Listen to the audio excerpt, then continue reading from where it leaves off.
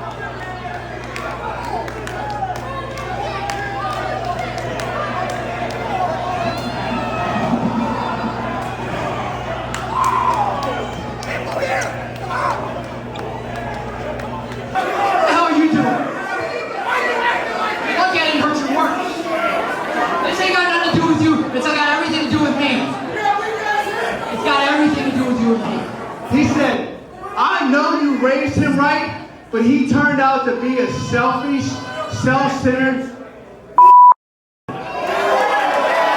exactly what you turned out to be, Terry.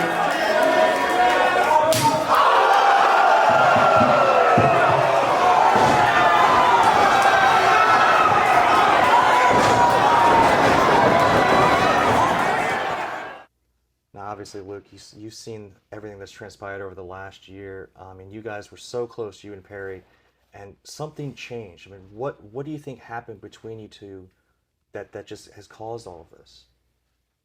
Honestly, it's hard to say, Sammy. I think as we get older and times change, so do our personalities, so do the way we think, right? I didn't think the same way at 10 years old as I thought as 20 years old or 30 years old and now 40 years old. I go back through Perry's life and I know there's things that affected him because there was a lot of events that I missed and there was times that I wasn't there throughout his life because I was out trying to build my name, trying to build my reputation and build a better life for us as a family. And that takes a lot of sacrifice. And I don't think that Perry will really understand those sacrifices until one day when he's, his own man, has his own children and his own responsibilities that he has to be liable for. And until he gets into that position, I don't think he can ever know what it's like to walk in my shoes, although he may think he knows. Well, I think that's very understandable, Luke, but I mean, obviously something has shifted in PJ's mindset. I mean, you guys were former tag team champions, you guys were so close, and now all of a sudden he's coming out at events and calling you out. I mean, what shifted? What changed between you two? It's hard to say, Sammy, but actually this is something that's been going on for a few years now. Behind closed doors, though. But the problem with that happening behind closed doors is he and I are both professional wrestlers, both in the film and television industry. We're public figures.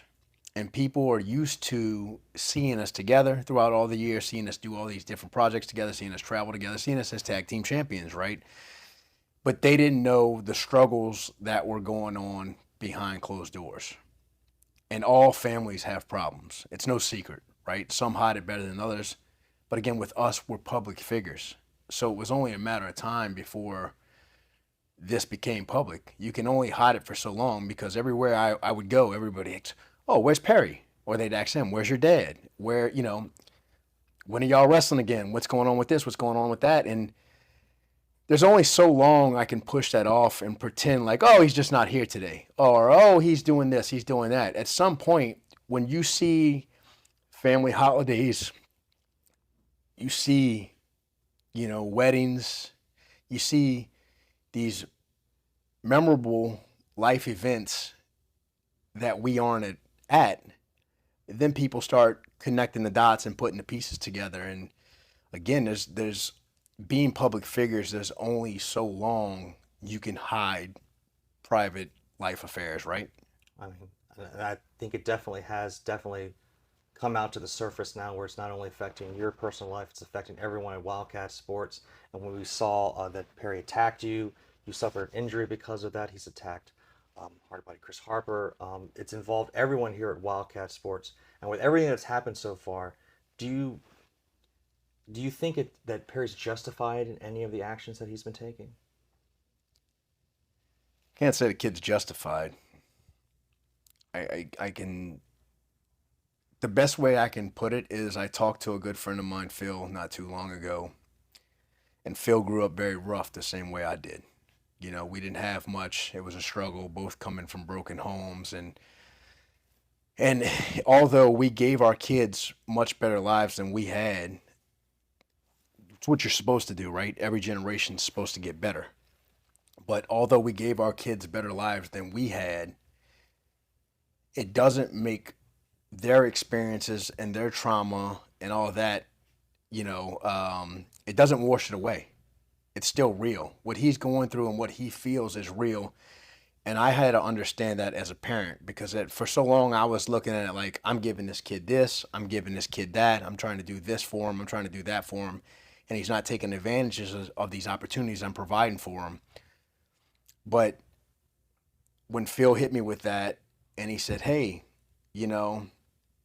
that's cool that we provide all these things for our kids, but it's still, in his mind, it's never going to justify that you missed this event or that you missed this wrestling tournament or you weren't there for this and his mom was or his aunt was and his friends' parents were. Those feelings are always going to still be inside him internally. And the only way I can really change that is to show that I am there for him, but I can't always be there physically. I was never always there. I was never able to always be there physically, but I was always there in his life. And I don't know if he quite understands that. And it kind of goes back to the last question, what we said earlier is, it's something I just don't think he'll understand until he has responsibilities and he has to feed others. And, he's got mouths to feed. But he also has a job and he also has these obligations that he has to do. And you can't be two places at once. Nobody can. So I think that's things we take for granted as a kid. Like, oh, you want these video games, you want these trips, you want these nice things and these opportunities, but you got to realize somebody has to work to provide those opportunities. They don't just show up. So I think until Perry's in that position, he's never going to know what it's truly like to be in my shoes, although he may think he knows.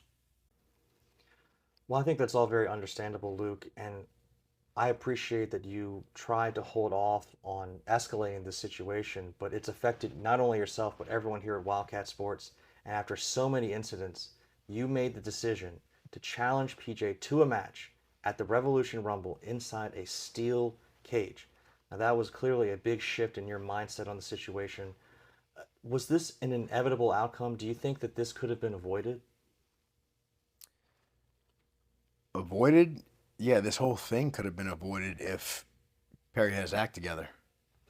But that's not the case. And we're in the situation that we're in now. And, it affects everybody. It affects myself. It affects my family. It's really tough to even just talk about because you have to switch into such a mindset. I grew up my whole life in struggle, in fights, in real life situations where, you're struggling to live or survive. So I know what it takes to flip that switch and change gears and be in survival mode. And I don't think that Perry really knows that.